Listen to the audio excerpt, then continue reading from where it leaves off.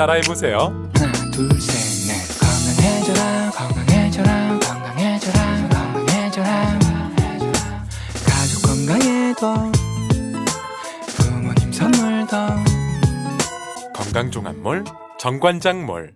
텍스토머 정품을 꼭 확인하세요. 우리 집 방충망 바꿨어요. 미세벌레 덤벼봐 먼지 모두 덤벼봐 촘촘해서 촘촘만 방충망은 촘촘만 예쁘고 통풍까지 좋아요. 방충망은 촘촘만 주식회사 텍스토머. 텍스토머 정품을 꼭 확인하세요. 우리 집 방충망 바꿨어요. 미세벌레 덤벼봐 먼지 모두 덤벼봐 촘촘해서 촘촘만 방충망은 촘촘만 예쁘고 통풍까지 좋아요. 방충망은 촘촘만 주식회사 텍스토머.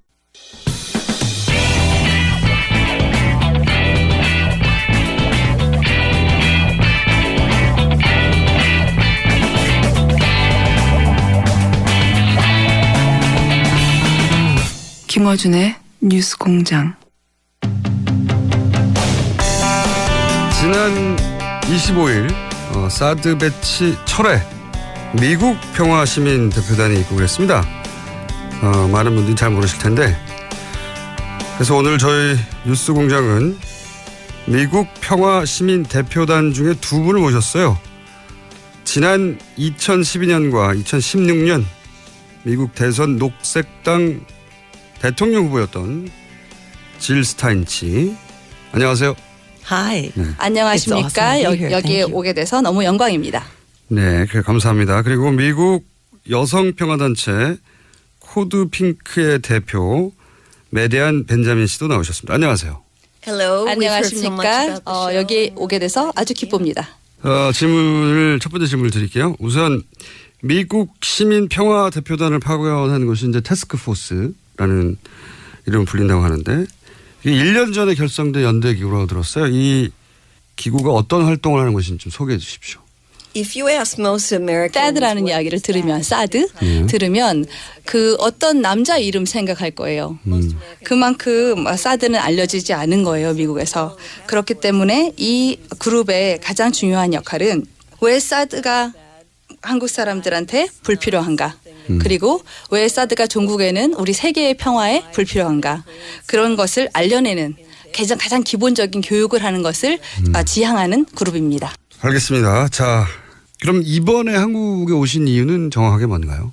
for me, the struggle. 제가 여기 오게 된 이유는 사실은 우리 여기 성주의 싸움이 세계 전 지역에서 일어나는 굉장히 힘든 많은 싸움의 하나의 심볼이나 대표적인 사례라고 생각하기 때문입니다. 제가 여기에 예전에 그 녹색당의 대선 후보로 정치인으로도 왔지만 하지만 또 제가 심심찮게 여기서 지금 계속 저를 대표하는 말로 얘기하는 것은 화난 엄마. 예, 왜냐하면은 우리의 미래가 사드는 끊임없이 증강되는 군비 경쟁이나 핵무기에 대한 위기 상황은 우리의 전체 미래가 달려있기 때문입니다. 알겠습니다. 이번에는 이제 질 스타인 씨에게 그 사드와 관련해서 발언한 적이 있어서 제가 그 관련 질문을 드리겠는데, 이런 말씀하셨어요. 성주에서는 성견 평가가 없었다. 성주의 사드 배치는 생체 실험이다. 라는 표현까지 쓰였는데, 제가 알기로는 하버드 의대를 졸업하신 내과 전문의로 알고 있는데, 사드가 인체에 어떤 영향을 미친다고 전문가로서 판단하길래 그런 말씀하신 건지? The only way to know is to do the. 그것을 알기 위해서 환경 영향 평가는 불가피합니다. 우선 알 방법이 없죠. 이 환경 영향 평가를 통해서 복잡하고 다양한 모델의 중층적인 환경 영향 평가를 통해서 사드가 우리의 생체 그리고 우리가 살아가고 있는 환경에 미치는 영향을 알 수 있습니다. 그 괌에서는 2년에 걸쳐진 굉장히 자세한 환경 영향 평가를 했다고 들었는데요. 성주 군민들 그리고 성주 군민들의 건강도 그만큼 보호되고 그만큼 존중되어야 한다고 생각합니다. The U.S. Army 미국 군 장비 사용 설명서에 의하면 사드에 노출되면 일정 정도의 거리에서 노출되면 이 내장 기관이 화상을 입는 것처럼 그러니까 우리가 그 전자오븐, 전자 마이크로 오븐, 예. 마이크로 오븐에서 뭘 음식 고기 넣으면 화상 입는 것 다 익는 것처럼 그렇게 된다는 이야기가 있습니다. 경고가 그렇기 있다, 때문에 거기에. 인체에 어떤 영향을 미치는지 알려면 정말 자세하고 꼼꼼한 환경 영향 평가가 필수 불가결한 조건입니다. 그리고 다시 한번 얘기 드리지만 한국민들은 환경 영향 평가를 우선 받아야 할 존중을 받아야 할 권리가 있습니다. 알겠습니다. 이번에는 메디아 벤자민 씨한테 여쭤보고 싶은데요. 트럼프 정부에 대해서 이런 말씀하셨어요. 빈곤 문제나 보건 기후변화, 교육에 사용할 예산을 군사 예산에 사용하고 있다. 이런 주장을 하셨는데 이거 좀 설명해 주십시오. I don't know if Koreans 한국 분들이 이제 미국 사회를 볼 때는 굉장히 부자 나라라고 생각이 되게 쉬운데요. 사실은 그 밑을 들여다보면 전혀 그렇지 않습니다. 미국에는 의료보험의 위기가 있고요. 또 학교를 다녔을 때 엄청난 빚을 지고 학생들이 학교를 졸업합니다. 그리고 대학생들. 예, 대학생들이. 그리고 공공재가 굉장히 부족해서 다리와 길 상태가 굉장히 나빠도 못 고치는 경우도 굉장히 많고요. 사실은 트럼프가 들어와서 공공재에 있던 돈을 더 빼서 더 많은 군사비로 쓰고 있습니다. 군사비가 증액이 됐어요. 10%. 그래서 그렇다면 이렇게 보통 사람들이 살아가는 이런 공공성에 대해서 더 취약해질 수밖에 없는 거죠. 그래서 문제라고 생각합니다. 그거는 미친 정책이에요. and you know we have more 그리고 뭐 아시다시피 미국의 군비 예산은 엄청나고 막대합니다. 뭐 러시아, 차이나 8개 나라를 다 합친 것보다 더 많은데요. 문제는 전쟁을 이기지 못한다는 거죠. 이기지도 못하는 전장에다가 더 많은 돈을 쏟아붓는 게 무슨 소용이 있겠습니까? 베트남전 이후로 한 번도 이긴 적이 없다고. 예, 맞습니다. 예. 만약에 문재인 정부가 사드 배치를 환경 영향 평가를 하고 나서 환경 영향 평가 결과가 부정적이기 때문에 사드 배치를 하지 못하겠다고 하면 트럼프 정부가 어떻게 나올까요? I think it would be 그것은 사실 상당히 멋진 일인데요. 그건 사실은 문재인 대통령이 주권 국가로서 거대한 제국인 미국에게 주권을 행사하는 일이기도 하겠고 트럼프를 생각해 보면 아마 좀 비즈니스맨이니까 경제 보복을 할 텐데 그렇지만 다른 나라의 지도자가 그 다른 나라의 주권을 위해서 싸운다면 그것 또한 존중해야 되고 존중할 수 있다고도 봅니다. 질스탄 씨의 견해도 궁금합니다. I agree with 미디아 씨의 대답에 굉장히 동의하고 문재인 정부가 주권을 내세우면서 한국민을 보호하기 위해서 그런 결정을 한다면 우선 첫 번째로는 한국을 굉장히 동등한 외교를 할 수 있는 나라로 인정할 것 같습니다. 인정할 수밖에 없는. 예. 네. 다른 옵션이 없어서. 그리고 오히려 그 주권을 내세우는 나라로 인정함으로써 거기에 협조적으로 될 수도 있다고 생각합니다. 그런 시각도 있네요. 트럼프 얘기가 나와서 얘기인데 또 갑자기 궁금해진 건데 트럼프 정부가 임기를 마칠 수 있을까요? There are a lot of people taking 많은 사람들이 거기에 내기를 걸고 있어요. 미국 국민뿐만이 아니라 세계 국민들이 다 그렇게 생각하고 있다고 들었습니다. 그런데 미디아 씨가 생각하기에는 아마도 어려울 것 같습니다. 임기를 마치기 힘들 예, 것이다. 질스탄 씨도 마찬가지로 생각하세요? I think his term is already over. 벌써 트럼프는 레임덕을 겪고 있고 지금 예를 들어서 지금 그 트럼프의 가장 강력한 중요한 의제라고 할 수 있는 의료보험 개정안이 벌써 3번이나 의회를 통과하지 못했습니다. 그것도 굉장히 창피한 의결표의 차이로. 그리고 아무래도 그렇게 되면 우리는 한국민이 보여줬던 경로로 갈 수밖에 없을 것 같은데요. 이제 탄핵하고 그다음에 촛불의 힘으로 탄핵을 했듯이 우리도 그를 탄핵해야 하지 않을까 하는 생각을 하시고 계십니다. I was going to say, you know, the 자, 민주당도 싫어합니다. 그의 당인 공화당도 싫어합니다. 그리고 그의 가족들도 이제 서로 등을 지기 시작했습니다. 그렇기 때문에 별로 친구가 많이 없죠.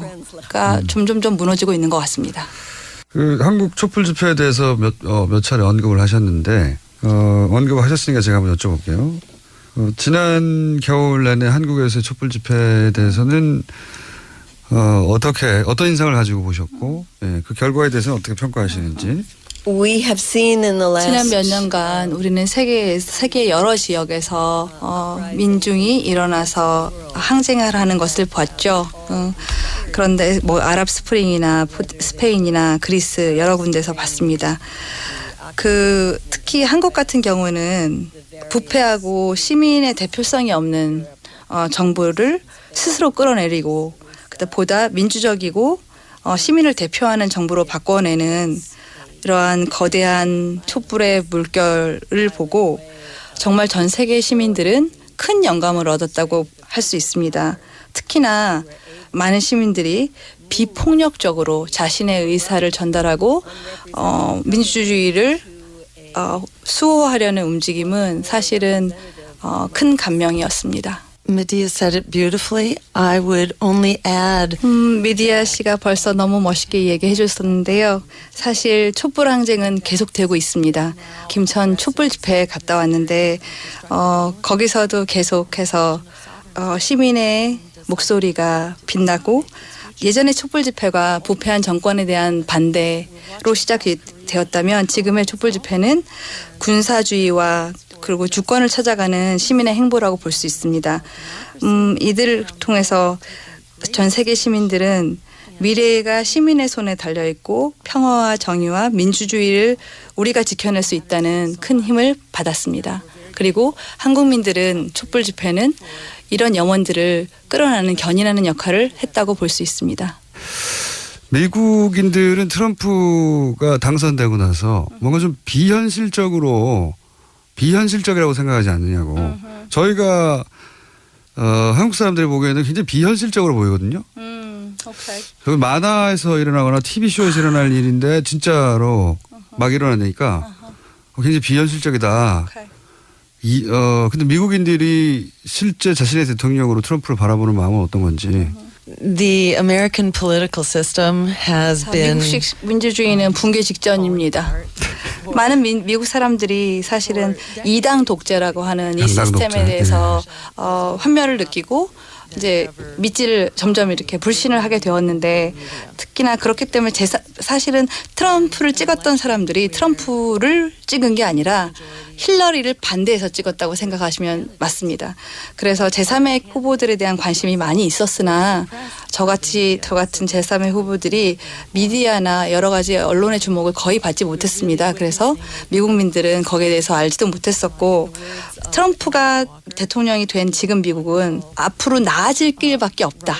이렇게 생각하시면 되고 굉장히 다이내믹한 운동성을 가지고 있습니다. 그러니까 잘 지켜봐 주십시오.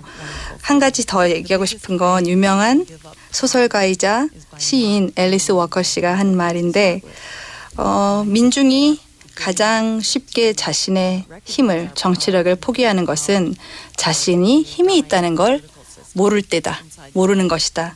그렇게 말씀을 하면서 마치고 싶습니다. 그 미국 일반 대중이 탄핵이라는 것에 대해서 가능하다고 생각을 하나요? Oh yes, it's very popular. 당연합니다.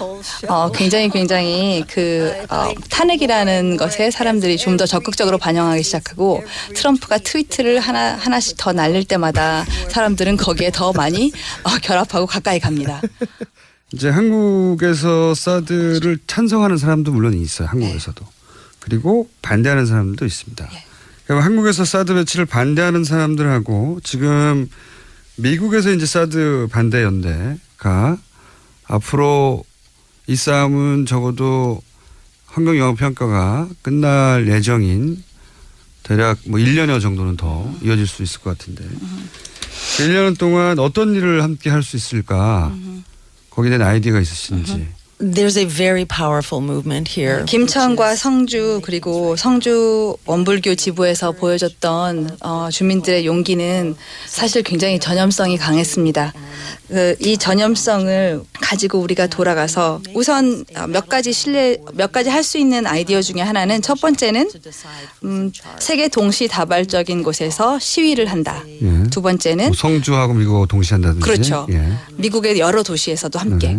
그다음 두 번째는 군수복합체나 아니면 다른 이런 사드나 이런 여러 가지의 무기를 만드는 그런 곳에서 투자를 셰어홀더들이 주주들이 투자를 철회하는 투자 철회 운동을 벌인다. 그렇지만 주주들이라고 해서 뭐 돈이 많은 사람만 있는 건 아니에요. 왜냐하면은 연금을 받는 사람들은 우리의 돈이 어딘가로 항상 주주의 몫으로 투자가 되고 있기 때문에 모든 사람들이 참여할 수 있는 운동입니다.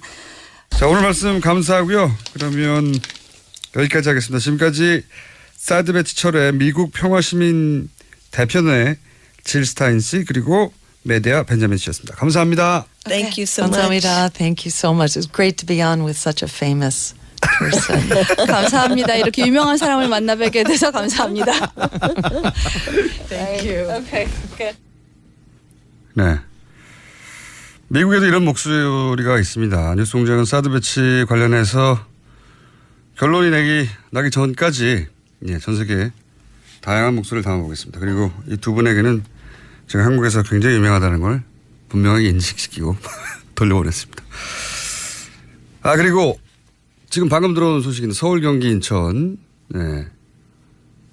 강화도는 제외하고 호우주의보 왔네요. 예, 알려드립니다. 오빠, 우리 어디 가는 거야? 정수 가지. 와, 우리 말 타러 가는 거야? 그렇게 좋아?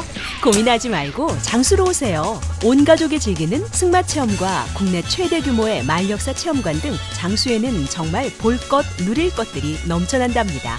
말의 심장 소리를 직접 느껴보는 장수에서의 하룬 여행. 장수는 항상 가까이 있습니다. 주말 여행은 장수로. 승마 체험 예약은 063-350-5486. 또 떨어졌어. 너 또 입사 시험 봤어? 아니, 차량용 핸드폰 거치대 말이야. 여러 개 사봤는데 실패의 연속이야. 떨어지고 시야 가리고 운전석에서도 멀고 뭐 좋은 거 없을까? 싼 것만 찾으니까 그렇지. 제대로 된 거 하나 사서 편리하게 쓰는 게 더 낫지. 그런 게 있어? 그럼 있지. 1, 2, 3 할 때 2. 힘 세다 할 때 힘. 2 힘. 투 힘? 2배로 힘이 세다는 건가? 네이버 검색창에 투 힘을 검색해 보세요.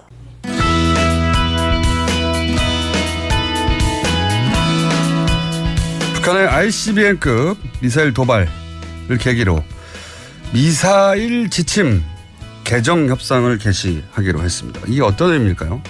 경남대 극동문제연구소 김동엽 교수님 모셨습니다. 안녕하십니까? 예, 안녕하십니까? 직접 스튜디오 나오셨는데 저는 아니 이런 시간에 여기까지 직접 나오셨나 했더니 바로 앞에 JTBC 갔다가 가까워서 코앞이거든요. 건물이. 예. 뛰어오면 약 2분 정도 걸립니다. 뛰어오셨습니까? 늦었습니다. 네, 약속한 시간보다 늦게 오셨는데 자, 첫 번째 질문은 그 미사일 지침 개정 얘기하기 전에 일단 북한의 노림수는 뭐라고 보십니까? 군에 계셨던 분으로서. 김일성, 그러니까 핵을 만드는 이유 그리고 지금 이제 계속 미사일을 쏘는 이유가 조금 다를 수는 있는데 큰 틀에서 놓고 보면 김일성 때, 김정일 때와 김정은 때는 조금 다르다고 봅니다.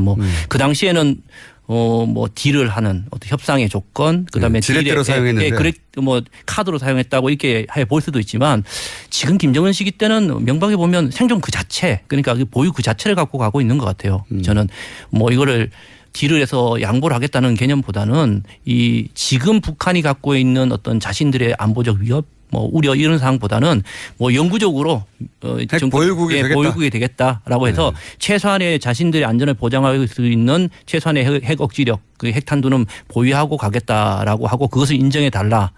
그러면 사용하지 않겠다. 그러니까 어떻게 보면 미국과 인도 방식이라고 해야 될 수도 있겠고요. 이러한 것들을 통해서 자신들의 어떤 생존, 정권의 영과 이런 것을 추구하고 있는 것이 아닌가라고 생각을 하고 있습니다. 예. 그 소위 서방 국가가 핵을 먼저 보유한 다음에 중국이나 다른 나라들이 핵을 보유하는 과정을 보면 비슷했어요, 사실. 그렇죠. 못하게 하는데도 억지로 개발해 갔죠. 북한도 그 코스로 지난 한 15년, 20년간 걸어왔고 이제는 사실상 핵 보유국이라고 선언하는 거죠, 사실은. 본인들은 예. 선언했고 헌법에까지 지금 뭐 명시하고 있기 때문에. 예. 네, 사실상 핵 보유국이고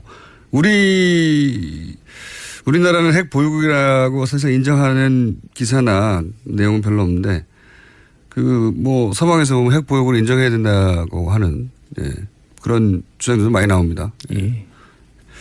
자, 협상력을 극대화하기 위한 거다. 핵 보유국이 됐다. 그리고 뭐 협상이라기보다는 한판 대결이죠. 어쩌면 이게 협상이 될 수도 있고 뭐 다른 것도 될 수 있으니까 단순히 협상이라는 딜을 하기 위한 어떤 칩으로 보기는 좀 어려울 것 같습니다. 지렛대 이상으로 예, 핵 보유국임을 선언하기 위한 것이다. 또 하나는 이제 북한 얘기하면 항상 중국 얘기 나오는데요. 근데 이게 아주 묘한 시점에 이걸 발사했습니다. 굳이 꼭 이때 했어야 하는가 하면 굳이 꼭 이때 했어야 하는 북한의 이유가 있겠거니 할 수밖에 없는. 왜냐하면은 중국 정부가 인민해방군 창건 90주년. 근데 열병식을 굉장히 이례적으로 치렀어요. 예. 뭐 36년 만에 어떻게 했다느니 천안문 아닌 곳에서 했다느니부터 시작해가지고 굉장히 신경을 많이 쓴 대대적인 열병식을 했는데 그 직전에 쐈잖아요. 그렇습니다. 예. 그 새벽에 왜 이랬을까? 이유 없이 하진 않으니까 북한은 보통 이런 일을. 뭐 저는 이번에 발사 자체가 중국의 열병식 하고 이제 아주 직접적인 연관성을 가지고 싶지는 않습니다. 사실은요. 뭐 그 전날이 7월 27일 날이 또 북한이 이야기하는 자신들의 뭐 승전 기념일, 우리가 정전협정 체결일이죠. 그러면 그 딱 중간에 쏜 건데 어떠한 더 특정한 사건이나 행사를 가지고 이렇게 했다는 점도 분명히 있지만 실제 이거는 기술적인 차원에서 필요했기 때문에 분명히 한점이 있습니다. 그러나 기술적인 이유는 뭡니까? 그러니까 7월 4일 날 보여준 것에 좀 부족한 면이 분명히 있었던 거거든요. ICBM이 맞냐 아니냐. 아니냐에 대한 논란이 있었고 사실은 그런 점이 있었기 때문에 분명히 이번 발표는 북한에서도 ICBM 맞는 사거리대를 분명히 보여줘라. 라고 하고 더 높이 올라갔죠. 예, 더 높이 올라갔고 이게 뭐 지난번하고 다르게 뭐 제가 생각을 해도 한 10,000 정도 날아가니까 완전히 이번에는 뭐 누가 ICBM이 맞냐에 어떤 그런 논란이 안 일으키는 사거리를 보여준 것이죠. 예. 그런데 이러한 것을 행동을 할 수 있는 것은 방금 말씀하셨듯이 국제적인 여건이라든가 주변 환경이 도와주기 때문에 가능하다는 것이죠. 북한이 명분도 없이 또 국제사회의 어떤 주변 여건이 좋지 않음에도 불구하고 쏘지는 않거든요. 예. 그러니까 지금 보면 중국은 자기 편이 될 수 있다고 생각하는 거고요. 꼭 자기 편이 아니더라도 자신이 이러한 행동에 대해서 크게 딴지거지는 않을 것이라는 것이 보이는 거죠. 지금 이제 사드 문제가 있지 않습니까? 그 다음에 미국과의 어떤 갈등 문제도 있고. 그러니까 사드 때문에 미국과 중국이 이렇게 대결 양상이 있으니까. 그렇죠. 요 찬스에 쏘면은 중국이 압박만 할 수는 없을 것이다. 그렇습니다. 판단. 예. 그리고 뭐 심지어 러시아까지도 이번에 그 하원에서 그 북한 제재 법안을 나올 때도 이게 북한 제재 법안이라고 보기보다는 러시아, 이란, 북한을 이렇게 포괄적으로 했거든요. 그러니까 러시아가 더 큰 겁니다, 사실은요. 그러니까 러시아 입장에서 이제 화가 나서 푸틴이 막 화를 내고 했거든요. 예. 이런 측면에서 보면 상당히 이 국제적 여건이 자기네들 그닥 불리하지 않은 여건을 만들어 준 것이고요. 그다음에 또 한 가지는 이제 8월 달에 한미 연합 훈련이기 때문에 상당 부분 명분적 측면에서도 지금 시기에 한번 해주는 것이 이것이 아주 뭐 좋은 것이죠. 예. 북한 입장에서 보자면. 예, 북한 입장에서 보면 그렇죠. 우리 이미 핵을 보유했고 이건 ICBM급이 맞아. 그리고 보니까 러시아나 중국이 우리 쪽 사이드에 조용히 서줄 것 같은데 뭐 이런 판단에 섰다. 예. 편은 안 해도 또 딴지만 걸면 되거든요. 그게 편이죠 뭐. 하여튼 그런 판단에 섰을 것이다. 예. 자, 그런데 저는 이제 이 북핵 얘기만 나오면 사드 얘기로 하는데 사드 얘기를 항상 논의가 넘어갑니다. 바로. 그렇습니다. 북핵을 사드로 막을 수 없는 거 아닙니까? ICBM도 사드로 막을 수 없는 거죠. 이번에 그 ICBM을 쏘자마자 우리 쪽에서 가장 먼저 나온 것이 사드의 내기를 이제 임시에 찬다는 말이 나왔는데. 미국 쪽에서 사드 얘기 나오고요. 예. 군사 기술 적으로 봤을 때 이 화성 14하고 사드하고는 전혀 상관이 없습니다. 그렇죠. 예. 미국에서조차도 이 ICBM은 사드로 막을 수 없다고 이야기하고 있고요. 그 매뉴얼에도 포함되어 있지 않거든요. 그래서 뭐 이런 사드 이 화성 14호를 가지고 때문에 사드를 배치한다, 사드에 대한 뭐 훈련을 한다 이런 것 자체는 순수하게 보면 군사적으로는 이제 모순이죠, 사실. 앞뒤가 안 맞는 거죠. 군사 기술적으로는 아무 상관이 없는 거죠. 예. 뭐 정치적으로는 관련이 있을지 몰라도. 그렇죠. 그런 측면에서 우리 정부가 이야기한 것은 아무래도 한미 동맹 차원이 좀 있는 것 같고요. 또 한 가지는 아마 우리의 자율적 억제력을 확장하려는 어떤 그 카드로 활용하기 위해서 그 부분을 이제 말씀드리려고 하는 건데 사실 미사일 같은 경우에 우리와 우리와 북한의 미사일 전력차는 이미 뭐 80년대 90년대 벌어지기 시작해가지고 까마득히 그러니까 우리는 왜 ICBM 못해 막 이런 얘기 많이 하는데 기술이 부족했던 게 아니라 못하게 한 거 아닙니까? 정확히 말씀드리면 기술보다는 이제 어떠한 그 미국으로부터의 어떤 그 가이드라인이 있었기 때문에 가이드라인 참 기분이 나빠요. 지침. 미국의 지침 때문에 개발을 못한 거 아닙니까? 그런데 이 지침이라는 단어 자체도 사실 거부감이 분명히 있고요. 그러다 보니까 이것을 우리는 북한은 우리 한국도 그렇고 미국도 그렇고 이거를 지침 가이드라인이라고 하지 않습니다. 이거는요. 우리가 이제 통상 지침이라고 우리가 이야기를 하고 심지어는 뭐 협정 이야기했는데 전혀 협정도 아니고요. 이것은 공식적으로 어떻게 되어 있냐면 한국이 미사일 능력을 이렇게 하지 않겠다고 자율적으로 선언한 거라고 이야기합니다. 자율적으로 이행하겠다는 자율규제 형식이라고. 자율지침. 자율지침입니다. 네. 그러니까 말이 안 되죠. 안 되죠. 네. 그러니까 그러면 미국이 전혀 압력이라고 표현하기 어떤 미국과 협의가 없었는지 전혀 아니거든요. 사실은. 그러니까 압력이죠 그게. 미국과 엄청난 그 협상이 이루어집니다. 그 속에서 딱 문구가 만들어지고 되는 것인데 그냥 그러나 발표하는 형식은 전혀 미국은 빠지고 자율적으로 우리는 이렇게 미사일을 제한하겠다는 정책적 선언적 측면에서의 어떤 자유규제 형식을 갖고 있고 또 법적으로 규제 없다고 이야기하는 게 이 한미 미사일 지침의 기본적인 성격이라고 이야기하고 있는 거죠. 법적인 지침도 없고 자율적으로 하는데 북한은 90년대 이미 90년대 초반에 막 1,800, 2,000km 가까이 날리는데. 그렇죠. 우리는 180km 날리고 지금 10,000km 날린다는 상황에서 우리는 800km가 한계잖아요. 그렇습니다. 이거는 기술의 문제가 아니라 진작에 개발했겠죠. 냅뒀으면은 진작에. 그런데 이 소위 지침, 자율지침 때문에 개발을 못한 것이고 이 기회에 거기 앞에 싣는 탄두의 무게도 제한하지 않습니까? 너무 파괴력이 큰 건 못하게 하고 멀리도 못 날아가게 하고 이게 미국의 지침 아닙니까? 지침. 명분상으로는 우리끼리 지침인데 실제로는 미국의 요구사항이지 않습니까?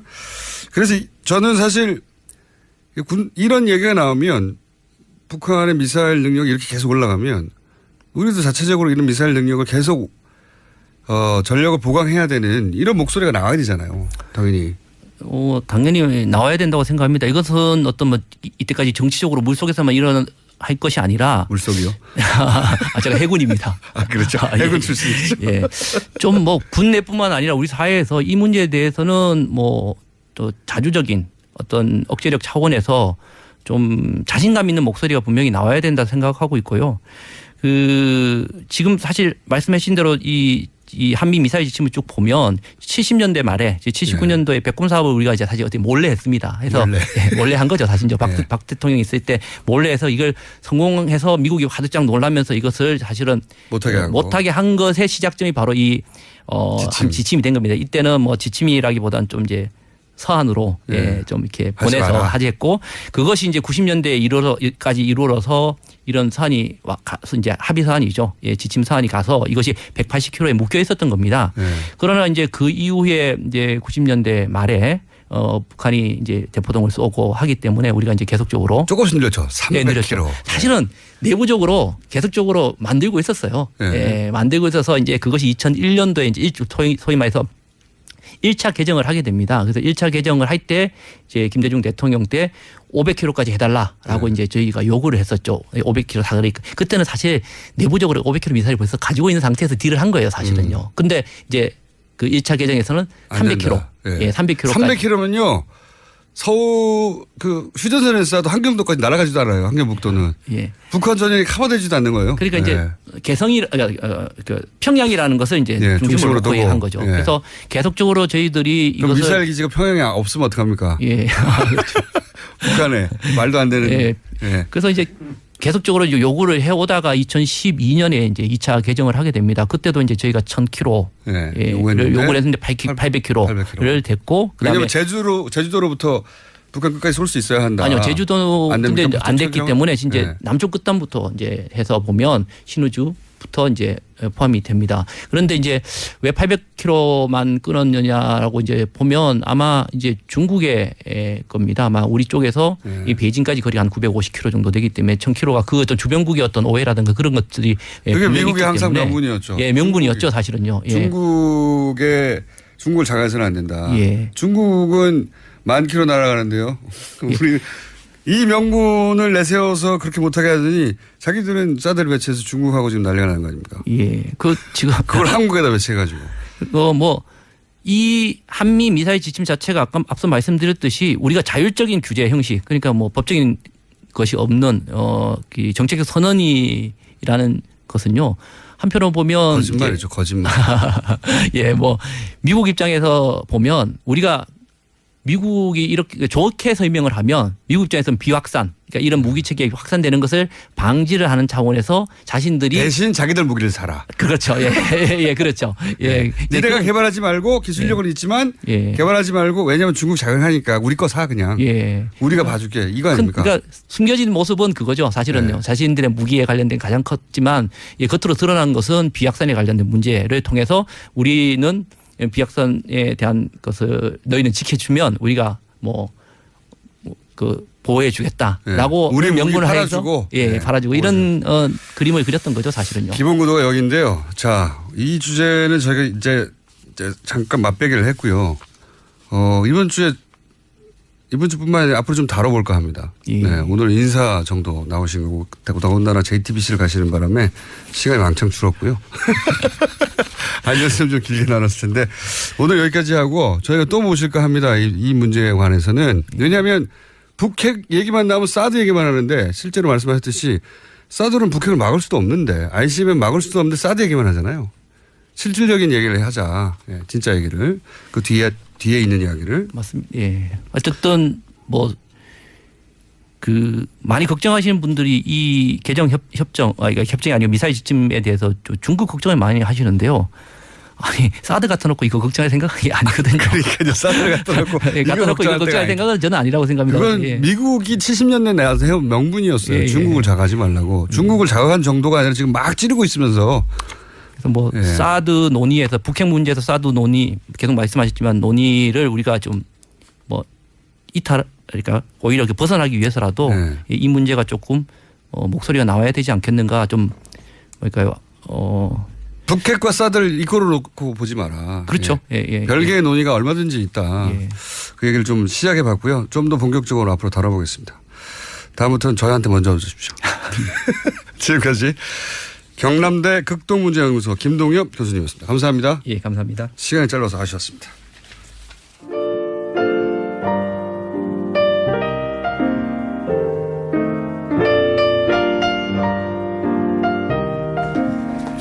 자, 불친절한 AS 원어민 목소리를 키워주세요. 오늘 미국의 평화단 영어로 듣고 싶으신 분은 TBS 영어 방송 들으시면 됩니다. 네, 거기 원어로 그냥 나가니까.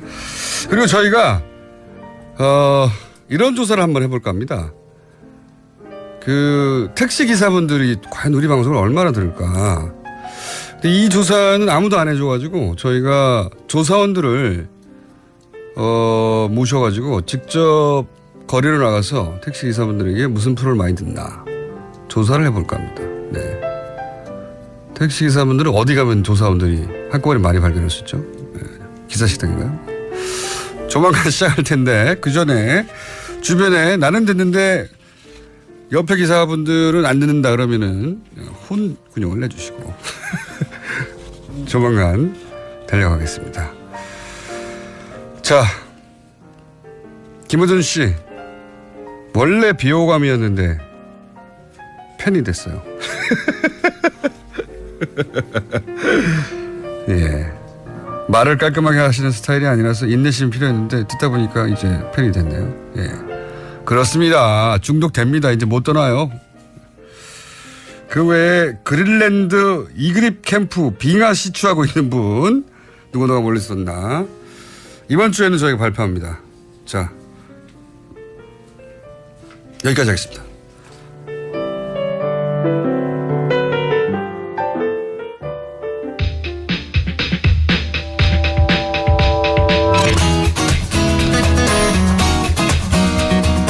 대장원 소장님, 임문결 소장님 나오셨습니다. 안녕하십니까? 네, 안녕하십니까? 자, 오늘 뭡니까?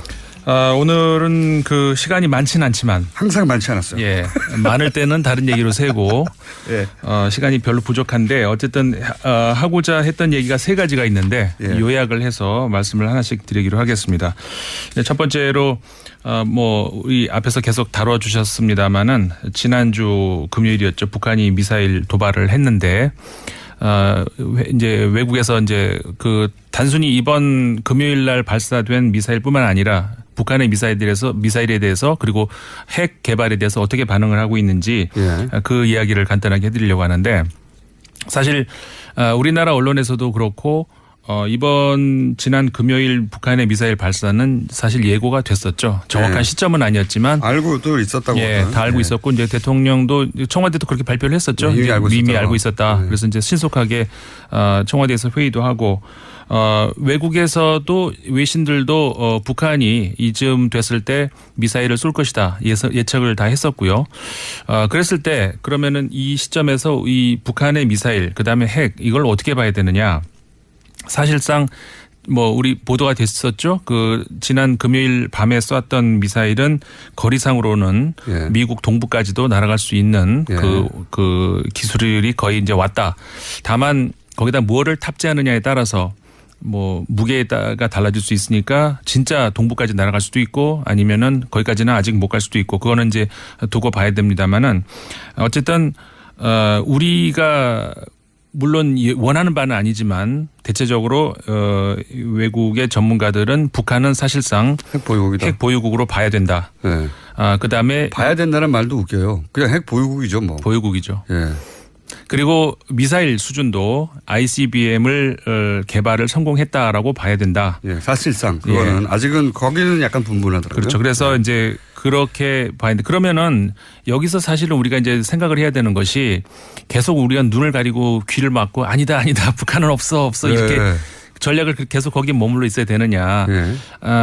우리가 바라는 것 바라지 않는 것 다 문제하고 그다음에 현실적으로 냉정하게 판단을 해야 될 문제는 별개잖아요. 그랬을 때 전략을 어떻게 해야 되는 것이냐. 이제 이 문제. 그다음에 지금까지 그럼 북한이 이렇게까지 만들어 놓게 된 그 책임을 어디다 물어야 되느냐. 이런 사실 우리 얘기도 같이 해봐야 되지 않겠습니까? 그래서 북한이 이렇게까지 핵 개발 그다음에 미사일을 개발하게 놔둔 과연 책임이 어디 있냐. 최근에 이번 주입니다. 미국의 시사 주간지죠. 타임즈에 실린 글이 있습니다. 전 타임즈 편집장이 쓴 글인데 옛날 주한 미국 대사였죠. 그리그 대사를 인터뷰를 해가지고 이제 쓴 글이었는데 역설적이지만 북한하고 대화를 해야 되는 시기가 바로 지금이다. 그 무슨 소리냐. 사실 우리가 이제 대화를 한다고 얘기하면은 그냥 친한 사람하고 하는 것으로 생각을 하지 않습니까? 근데 그런 게 아니라는 거죠. 대화는 전시에도 해야 되는 것이고, 대화를 하는 목적은 저 사람이 무슨 생각을 하고 있을까. 사실 친한 사람은 텔레파시로 다 통하지 굳이 대화할 필요 있습니까? 나하고 뭔가 소통이 안 될 때 하는 것이 대화이기 때문에 나하고 뭔가가 부딪히고 있다라고 하는 사람은 특히 대화를 해야 된다 이런 취지고 그다음에 이 그리그 전 대사가 CIA 31년 동안이나 CIA 출신이죠. 이 대화가 가장 정확한 그 정보 소스다 이런 얘기를 했어요. 그래서 그 대화라고 하는 것에 대해서 우리가 오해를 하는 부분이 있는데 대화는 선택의 문제가 아니고 그러니까 제재냐 압박이냐 이런 건 선택의 문제죠. 그렇게 할 것이냐 아니면 화해를 할 것이냐 그건 선택의 문제지만 대화라고 하는 것은 그 제재와 압박과 사이에서 취사 선택이 하는 문제가 아니라 이건 계속 해야 된다는 그런 문제 그런 것들이 지금 이번 주 타임즈에도 실렸지만 이것만 제가 소개를 해드렸습니다만은 최근 들어와 가지고 외신에서 계속 그렇게 이제 나오고 있다는 거. 너무 당연한 것이 전쟁할 때 끊임없이 물밑에서 대화하는데. 네. 우리나라 정부뿐만이 아니라 미국도 지금 완전 차단이 돼 있어요 북한하고. 그러니까 북한 지난 10년간 보수 정권에서 특히 이제 박근혜 정권 들어와서는 완전한 차단이 이루어졌거든요. 완전한 차단. 그래서 설마 한 라인 하나 정도는 있겠지 생각하시는 분도 있는데 없어요. 없기 때문에 북한과의 대화는 지금은 군사분계선에서 확성기로 합니다. 그렇죠. 이게 지금 상황이 그렇게 만들었어요. 맞습니다. 그다음에 그러니까 그런 대화의 경우는 말이 되나, 진짜? 우리 한 9년 동안에 이제 우리 정부도 책임이 있는 것이고 사실상 그다음에 그 북한의 핵 개발 그다음에 미사일 개발은 우리 정부 책임이라기보다는 미국 정부의 책임이라고 봐야 되는 것이죠. 그게 아주 큰데 그 얘기는 너무 긴 이야기이기 때문에. 네. 그러니까 2003년 이후로 그러니까 2002년도에 악의 축이라고 이제 이야기를 했죠. 부시 대통령이. 그러면서 2003년 이후로 완전히 북한과의 모든 어떤 그런 대화가 단절이 되고 이렇게 되면서 결국은 여기까지 온 건데 그 책임은 어쨌든 간에 미국 정부에 물을 수밖에 없고요. 사실 과거에 64년도였었죠. 64년도에도 비슷한 일이 있었습니다. 그때는 중국이었는데 중국이 처음 핵실험을 할 때도 대만이 난리가 났었죠. 이거는 군사 조치를 해야 되는 거 아니냐. 하지만 미국이 그때도 할 수가 없었죠. 어떻게 군사 조치를 하겠습니까? 전쟁인데요, 그러면. 예, 지난 24일자인데 그 프랑스의 레제코라는 신문이 있습니다. 그 신문에서 이제 보도를 한 것이 이제 그것이었는데 50년 전에 그랬듯이 지금도 미국 역시 아무것도 할 수 있는 것이 없다. 결국은 군사 조치를 어떻게 하겠습니까? 할 수 있는 것은 없고 그 전에 그 압박하기 전에 이 사람들이 무슨 생각을 하고 있는지를 봤어야 되는데 그걸 놓친 것이 결국은 이렇게 실패로 온 것이고 뭐 감수를 해야 되겠습니다. 어떻게 하겠습니까? 여기서 다시 새로운 대책을 세워야 되는 것이고. 당시 미국의 중국 제재 대단했었어요. 대단했는데 다 안 통했죠, 결국은. 그건 통하지 않습니다. 그런 거는. 그리고 북한이 지금 2010년 이후로 지금까지 경제가 굉장히 성장하고 있어요. 오히려 압박 아무래도 소용없습니다. 그런 식의 압박은 소용도 없고 오히려 작년 같은 경우도 경제 성장률이 굉장히 높아졌다는 우리나라 한국은행 발표도 있었죠. 그러면서도 핵 개발하고 제재가 결국은 통하지 않았다는 것을 우리가 인정을 할 수밖에 없다. 대화를 단절하고 제재하는 것으로 핵을 포기한 나라가 어디 있습니까? 그렇죠. 역사적으로도 없어요. 근데 그런 전략으로 일관했고요. 지금까지는 이제 대화를 재개하겠다는 건데 물론 대화만으로도 안 되니까 여러 가지를 동시로 사용해야 되겠죠. 네, 이 이야기는 앞으로도 계속 이제 이어나가야 될 이야기고. 그다음에 또 하나 제가 말씀을 드리려고 했던 거 이것도 우리나라에서 지금 굉장히 큰 이슈죠. 중재위원회가 이제 만들어졌고 탈원전 이야기. 그래서 이제 3개월 안에 어떤 대국민 토론회가 이제 열리게 될 것이고 그래서 어떻게 보면은 전문가들한테 맡길 문제가 아니고 진정한 주권자로서의 국민이 판단에 중심에 서야 된다. 그래서 이제 모든 국민들이 관심을 가져야 하는 그런 시점이라고 생각이 됩니다. 그래서 다양한 이야기들이 나오죠. 보수 언론에서도 나름대로의 분석과 비판과 이제 감시가 나오고 또 진보 언론에서도 그리고 뭐 시민단체에서도 많이 나오는데 최근에 중국 그리고 일본, 러시아 이런 나라들이 원전을 굉장히 강화하고 있고 그러는 우리나라가 이제 그 와중에서 원전 강국이었는데 이걸 우리가 다 포기하는 것 아니냐. 이렇게 이런 마당에 다른 수출은 어떻게 하겠느냐. 이런 이제 비판들이 나옵니다. 근데 중국이 워낙 큰 나라이기 때문에 당연히 원전을 지금 많이 확산을 하고 있죠. 그것도 하고 있는 건 맞습니다만은 동시에 태양광, 재생에너지. 예, 재생에너지 태양광 얘기했잖아요. 태양광에 투자하는 것이 세계 1위예요. 네. 미국이 원래 1위였는데 트럼프가 이러고 있는 사이에 중국이 넘어섰거든요. 그래서 우리 지난주에 이 태양광 패널을 어디다 설치할 수 있는가 이 얘기 많이 했었잖아요. 네. 중국에서 기발한 아이디어가 있어요. 지금 처음 생긴 건 아니지만 호수에다가 물 위에다가 이 패널을 쫙 띄우는 겁니다. 물 위에? 네, 물 위에. 호호. 그러면 정말 좋은 것이 이게 화이난시에서 있는 큰 호수에다가 이제 만든 얘가 하나가 이제 미국 언론에 소개가 됐는데 호수에다 가면은 우리 지난주에 공장장님 우리 고기 먹으면서 그 얘기했었잖아요. 사막에 만들면 좋은데 모래가 덮으면 어떡하느냐. 네. 모래 쓸어내고 해야 되지 않겠냐. 물 위에는 그럴 일이 없죠. 그리고 물로 바로바로 닦아낼 수가 있고 먼지가 쌓일 일이 없습니다. 그리고 그러니까는 어떻게 성공했나요, 근데? 네, 그럼요. 거기서 주변 도시의 웬만한 소도시의 전기, 그러니까 민간인들 에어컨 켜고 뭐 이런 정도까지 다 확보될 정도의 전기가 확보가 된다 그래요. 그러니까 이 부분은 소장님, 네, 시간이 다 됐어요. 네, 그래서 중국의 태양광 에너지가 얼만큼 발전하고 있는지도 우리가 눈여겨봐야 된다 이런 얘기 드리고 싶습니다. 이 문제는 임상훈 소장님의 아젠다에 그래서 계속 완전 이야기는 해나갈 것 같습니다. 자, 인문연구소 임상훈 소장님이었습니다. 감사합니다. 네, 감사합니다. 김어준이었습니다. 내일 뵙겠습니다. 안녕.